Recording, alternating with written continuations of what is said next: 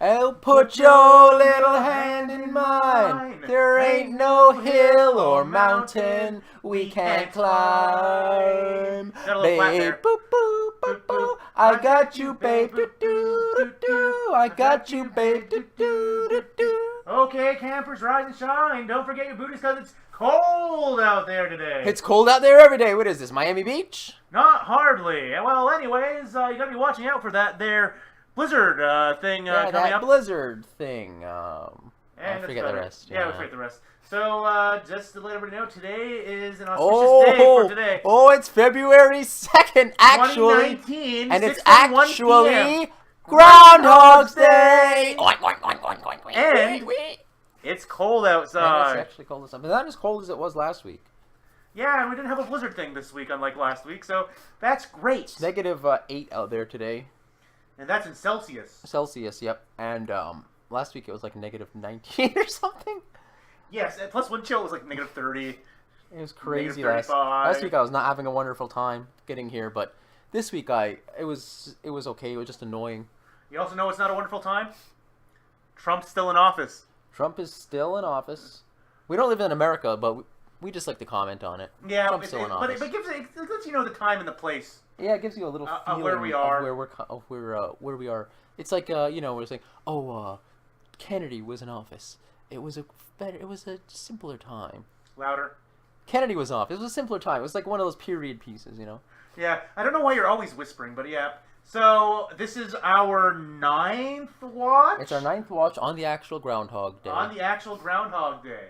And today, I was jokingly saying that today is going to be our crazy conspiracy one because I went nuts at some point and talk, man. I think that each day he lives in this however long this is oh, is a yeah, separate universe being splintered off every single time. Yep. And the proof of this is in the long sequence of him dying, we get to see the days continue after he dies. We only see it turn once it goes back to the following day. Which one was there besides when he jumps off the clock tower? When he drops the toaster in the bathtub, it cuts to Mrs. Lancaster. Yeah. Goes, oh my. But we don't know how long the day continued. It could have just ended like minutes after that. But we know the day continues after he dies. Yeah.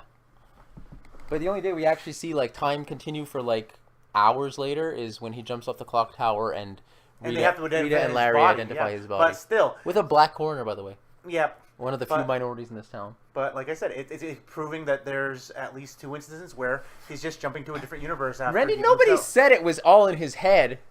Oh no, I never said it was all in his head. It's just that we knew that the universe. I'm just attacking the idea that he's just reliving it over and over again. The curse of the day is it has to continue. Is that he's just jumping from one parallel universe to the next and going back to the beginning of that day and living through it. So some days we figured he really traumatized people. Well, they saw him commit suicide. There's one universe where we're assuming that Nancy's pregnant. There's one universe where we assume that everybody's pregnant at some point in this from him. But it's like that's it. That's my crazy theory for this one is that he's traveling through alternate universes, that parallel universes, and leaving a wake of destruction. Really get into the metaphysics of the repeating day, because obviously, how do you make time a loop? This isn't a time loop. This is just multiple Phils doing the same thing, and we're watching each one in sequence. No, he's sharing consciousness. Yeah, his consciousness is jumping to the next universe. Yeah. But they're all sharing a consciousness. But other than that, they're like separate people in separate universes. Yeah. What was the thing I said to you? What was the thing I sent to you earlier? Oh, something about Rita. About you dreaming about me, or no? After that, please. The thing I said up to you about what my theory was this week. Oh no. Okay, it was a meta thing. It was that when Bill Murray was filming this movie, as we've learned from the IMDb, he was going through a divorce and he was very depressed and he kept calling Harold Ramis and harassing him and asking him all these questions about like I guess how he should act in this scene or that scene. And I was just like, you know what he is? He's Harold Ramis's Ned Ryerson. Ned! He keeps calling him up going, Ryerson. Hey, Harold. Bill Murray, I got another question about the movie. And then eventually he annoyed Harold so much that they stopped talking for years. Yeah, he sent him to the screenplay writer and said, here, he can answer all your questions, and yes, you can work on rewriting the script with him to fit your sensibilities more. Leave me alone. But he was netting him. Yeah. Mm-hmm. So the other crazy theory that we have that I bring up every week is the fact that there are other people in this thing reliving the timeline, and we finally found the proof of it. For one, tell us the bartender that needs to get the tip to get out of there. Oh, he gives the drinks to them immediately after they give the order, even though it takes some time to make the drink requesting. In the scene where he's safe scumming the date with Rita, yes, and he goes like, "Oh, I'll have what's his first order? Jim Beam, water, something like that, on the rocks." And then she's like, "I'll have sweet vermouth on the rocks with a twist." No, I think she said that she wanted a plum floating in perfume in a man's hat. He wanted Jim Beam and water or something like that. She's like, sweet vermouth on the rocks with a twist. And then we never see the end of that date because he just stopped. I guess he quits and goes home. But then we cut to the next time he tries it, and he's like, I'll have sweet vermouth on the rocks with a twist, please. She's like, the same. And then the bartender just pulls them out and hands them right to them. He had 2 sweet vermouths on the rocks with a twist. Every day after that day, yeah. He had them prepped. Once he's seen them do it once, he's like, oh, nope, I'm anticipating. Yeah, so we know he must have been safe scumming that day, too, to try his seeing it, it's like his conscience is aware that the day is being relived over and over. He's got to get his tip. He just doesn't care. He just wants a tip. He's got to get his tip to get out. Because Larry keeps taking that money back from him whenever he gives him, leaves him money. Yeah, Larry's safe scum. Larry's repeat was to learn the value of tipping, too. No, Larry doesn't get any repeat. He's not He's a two-dimensional character. He has no mind. He's wisecracking, and he's a cameraman. Don't you know? That's all he is. He has no inner life. We don't care about his family. But that was also the point where we pinpointed when, again, we brought up the fact that Rita, who loves that fucking groundhog, the first time she sees it, she's like, isn't he so cute? This is a riot. And then when Bill Murray said, she's like, what should we toast to? Later the night of the date, what should we toast to? Oh, let's toast to the groundhog. And she's like, I always like to toast to world peace. I said prayer and toast to world peace. And she gets a look of disgust on her face. Like, I think you're reading a little too much into that. It's how more dare of you say the groundhog? Like disappointment, because it's just like he goes like, let's drink to the groundhog. I always drink the world peace. But he has no way of knowing that. She expects him to be a mind reader. And the only thing he knows about her from this morning is she loves the groundhog. But anyway... But she loves the event because she thinks it's all, like, really cute and that it's hilarious. The riot. It's Groundhog time. But then right after that, that's the scene where, like, it goes on for a second too long and you can see her look at him and start laughing for real. Yeah. That was where we couldn't pinpoint it last week. The genuine laughter. When she's like... breaking character. She busts out laughing at him. She immediately starts to break out of character. Yeah. There was something I was going to say before we went down that track. Something about... Okay, you said Phil was in multiple universes. Yep. I said last week, that Rita is a snow angel. Yeah, so re-explain that so that we understand it better. So it was ununderstandable for you last week? I may have forgotten a little bit of it. All I know is that you were going on a rant about her being a snow angel and that she's she's so the key to the whole thing. In the original script to this movie, whether or not we decide to accept it as canon, it was decided that Phil was like cursed by an ex who he had offended or something like that to relive this day over and over. I don't think it's canon. It's not canon. But regardless, he's trapped in a time loop. So I think that because, the blizzard... There wasn't supposed to be a blizzard, we learned at the beginning of the movie. Then there's a blizzard. Then later on, we see Phil and Rita dancing in a gazebo and the good date... the date that almost... Not the good date that almost went good that he was safe scumming, which is the halfway point of the movie. And they're dancing in a gazebo and it's snowing. And then every other night we see it's not snowing. And then in the final scene, on the final day, when he like does everything right and he plays the piano and all that, he makes a sculpture in the ice of Rita, and he tells her he loves her, and then it starts snowing. So I said the only times we ever see it snow is when Rita emotes, and so I thought that she's the one controlling the snow. Yeah. So she must. And then he says, and at one point he says, when you stand in the snow, you look like an angel. When he's like trying to convince her that he's a god or whatever, or that he's trapped in a time loop. So I said, well, maybe she's a snow angel. She makes the snow, and the reason why the blizzard came is because she brought it. So she's an agent of the angry ex-girlfriend in the original script, is what you were trying to Or in this one, the agent of God who's trying to teach Phil a lesson about love and life and living every moment, living every day, greatest adventure being what lies ahead. Yep. Today and tomorrow being yet to be said, and all that stuff.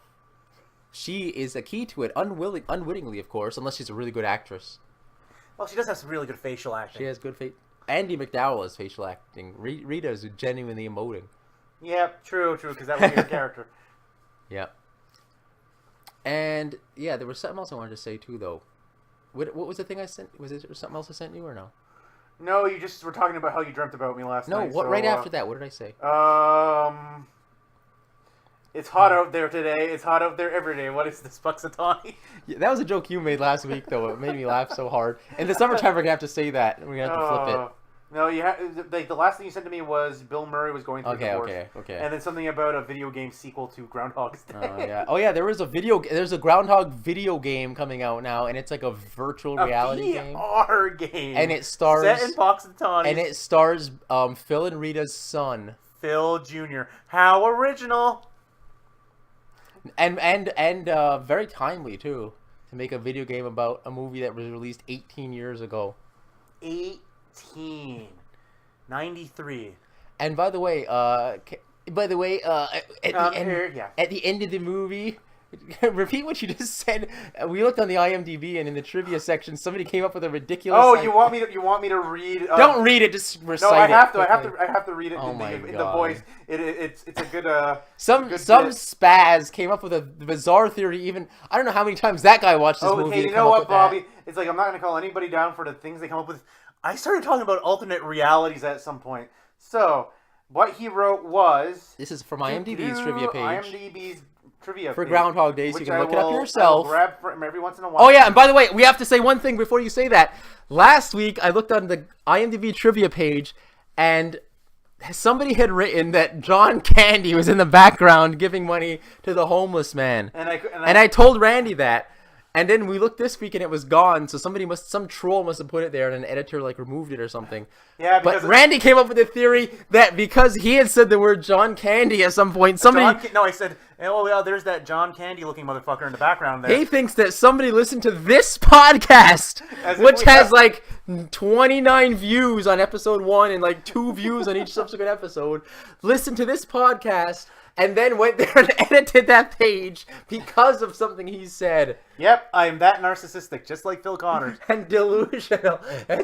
You're making up theories about the meta of the fucking podcast now already. And there's no way that happened. Okay, so here's the thing that's written on it. So tell us, and then you'll explain why we're laughing at it. So let me get into the voice. The winning bid for Phil Connors in the Bachelor auction is $339.88, an amount that to this day appears arbitrary. It is arbitrary. But there is an interesting coincidence. If the decimal point is dropped, 33,988 days works out to precisely be 93 years and 43 days, minus minutes from January 1st, 1900. And not counting leap days, 93 years and 43 days, ends on February 12th, 1993, the day Groundhog Day was released in theaters. Now, the reason why we think this makes no sense is because, actually, look it up right now while I'm talking. See what day Groundhog's Day was first celebrated. Because this guy is starting from January 1st, 1900... And up until the movie was released, January 1st, 1900 has no bearing whatsoever on anything. He's just starting from an arbitrary date. He could have started from any freaking time and came up with that. Wouldn't he have started from the first Groundhog's Day until this movie was released? So he's just making shit up, man. Now, come on, Ryan. You got to search faster than that. I'm going to the history right now. The earliest mention of Groundhog Day, this is from Wikipedia, is an entry on February 2nd, 1840, in the diary of James L. Morse of Morgantown. 1840. So shouldn't he have started from 1840 then? It's like he was working backwards. He goes, okay, what's the day that this movie came out, and let's work backwards. Now let's include leap days. It changes it completely. So it's why didn't the motherfucker work forwards and maybe something will happen on that date in the future. Now, what happened? How big of a difference is it just moving it back to? No, it won't get to say 1840s. I was gonna say it's like you move it back to starting from February 2nd, but no, that doesn't work either. Nah. Like I said, it's just a weird, arbitrary thing. It's still arbitrary. It makes no sense. It's neat, mind you. It is a neat piece of trivia. Are you saying it's NEET? It was written by somebody who's not in employment, education, or training? No, I'm not going to be using Japanese terminologies. I'm saying it's neat, as in Nito, or Spider-Man neat gift. Click. It's not neat. I could say right now,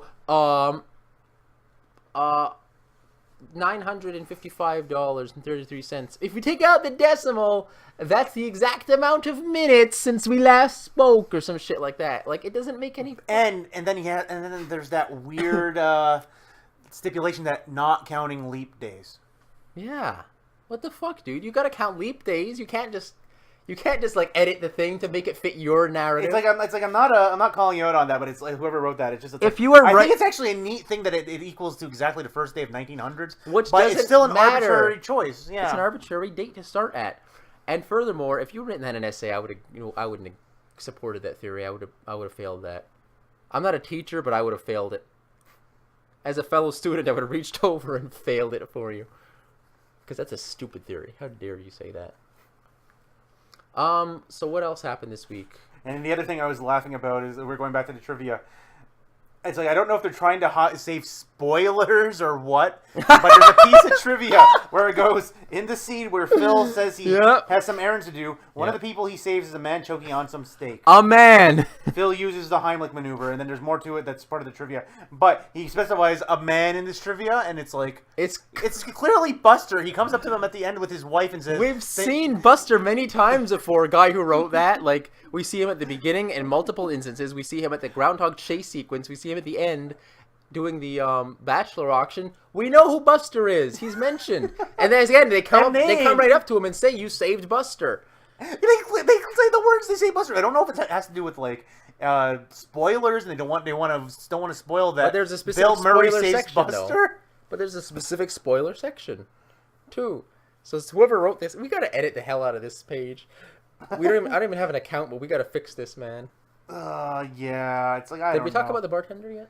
I can't. Yeah, we mention the bartender every week about the tip and the. I can't remember what we said on the air and what we said off the air, but yeah, we also again are bringing up the bartender and how Randy thinks that every time. I already talked about it this week. Yeah. You did? Oh, are you talking about the fact that I'm trying to check to see if they're reusing the same piece of... the same footage of him nodding we mentioned it like that last week or the week before, but yeah... It looks like that's recycled footage. I think they keep using the same piece of film and then also using just that sound bite for every single time he says his line. Because he only has... For you, Myth? Yeah, he only has one line. He has one line. For you, Myth? And that's all he has to say, and they use it over and over again. And also at that bar, at the beginning of the movie, the first night they're there, there's a woman who's sitting to our right of Larry in a blue jacket at the bar, and we don't see her again until the final night of the movie. She's sitting stage right. Stage right. So it's like, we don't see her till the final thing in the movie. So it means that the time at the beginning of the movie when they go to the bar is the same time as at the end of the movie. Yep. Exact same time. So, since we're coming to the end of No, I had another thing to say. Oh, yeah, say it. The piano teacher. The piano teacher on the final day when Phil plays his big, concert she says to Rita, "That's my student!" But, by that point in time, he was already a piano expert, and she'd only seen him for the first time that day. So she must, unless he faked not knowing anything. He put the finishing touches on it that day. And by the end of his 1 hour lesson went to be an expert. There's no way that woman could reasonably believe she trained that man to be a piano player. No fucking way she could reasonably believe that she trained him. And then also, there was something weird that happens too, because when Rita walks in, Bill Murray's playing a fast piano song. He sees her, he tells the band to stop. He starts playing very slowly. And then they do a little fake out. He plays a classical piece and then it picks back up very slow, again. do do do do do. And then all of a sudden they start doing a remix. And I'm like, but that song is 30, 40 seconds long. Yeah, so it's it has to just be an addendum to the song he was playing when she walks in. Okay. So like I said, as I was going to be saying, as we're coming to the end of this, I wanted to bring up one thing that we had wanted to bring up the last 2 episodes, but kept forgetting. Go. We wanted to talk about Ned. Tell us what you have to say and a couple about of things of it. So let's start off with the first thing. Bobby, what's with Ned's hat? Oh, we didn't mention that last time? Nope, we haven't talked about it yet. Oh my god, we that's why I'm like, what does this even mean on my note? When he meets Ned, I've talked about Ned so much I must have forgot to mention this. Yeah. But when he first meets Ned, he says, "Phil, Ned Ryerson." He's like, "Who?" He's like, "Ned the head." And then he takes off his hat and reveals that his head is bald. Yes. And I said, why would taking off his hat help Phil to remember who he is? Was he bald in high school? I'm thinking that he just has a really long forehead, that he has a 5 head, and that's why he's reminding him, look, Ned the see, head. I have Ned the head, or maybe he had a receding hairline, a very, like, a must have had early onset baldness or something. And there's no reason for him to take that hat off, like, as his proof of identity. Yep. And then the next thing that I wanted to bring up was... Please do. When he punches Ned, that not John Candy in the background, and his reaction to the punch is great. Oh, I didn't see that. He just has a nice little look of surprise. It's like, oh, it's like just out of nowhere, boom. Not John Candy. He's like sees it. Somebody reacts to something happening on screen. It's crazy. Also another thing. And finally, the last 2 bits. Oh, okay. The most important thing. So the 2 bits. You mean 12.5 cents? Yeah, we can save that for next week. Okay. Because we're still on the Ned stuff. Because I want to get these out of the way because these are wacky and we're literally over time now. I have a quick thing to say about Debbie too. So, Ned has his thing of how he introduces himself. Yep. Bill steals that in a tactic that we're calling netting. You hear that, pickup artists? You have a new way of doing it. Watch this film. And he uses it the way Ned does it on Nancy. Nancy Taylor. Nancy? Phil Connors? You went to Lincoln with Lincoln you? High with Mrs. Walsh's class. Short guy? But, Randy, I think we already talked about that a week or two ago. Maybe, and then the last but not least... Not negging, but netting. And then the last but not least that I wanted to bring this up... You pretend you knew the girl in high school. Because I laugh at this every week. Ned Ruto running. Ah, yes. Why don't you explain what that is? So, any internet-wise people will be aware of the meme of Naruto running, where it's ninja running with your arms at your side and flowing in the wind. Named after the anime Naruto, where the characters run like that with their arms stiff. Believe it! Yeah. And after Phil creeps him out by hugging him and rubbing him back, in a gay panic, he runs away. He kills Phil? Oh. He runs away with his arms at his back, like a Naruto ninja, and just continues running away like that. It's like something that they wouldn't have been aware of, but it was the funniest thing that pops up. We're quite sure that the creator of Naruto must have seen that and invented it. That whole anime based purely on that scene. More than likely not, but I had to bring that up. So with that, do your last bit. Very quickly, Debbie. Again, my eye was very attracted to Debbie's spastic dancing. Which we bring up every week. Every week. About Debbie. Yeah, and the fact that what's his name? Fred took her last name. Yeah, it appears that but Fred also, took her name. but to add on to another IMDb point, she says to Phil, he hands her some tickets. She says, "What is this? Is this the WrestleMania whatever tickets? And we're gonna be in Pittsburgh anyway." And then some idiot on the IMDb said, "Actually, in 1993, the not an idiot because it's stating facts." Okay, but the fact is this movie takes place in a fictional universe, but he had to say, actually, in 1993, WrestleMania didn't take place in Pittsburgh, it was in Orlando. In that version of reality that Phil was currently in, WrestleMania was taking place in Pittsburgh. Yes! Boom! And with that, I'm Randy. I'm Bobby, bye. And this was the 9th episode of Groundcast. Groundcast. See you next week.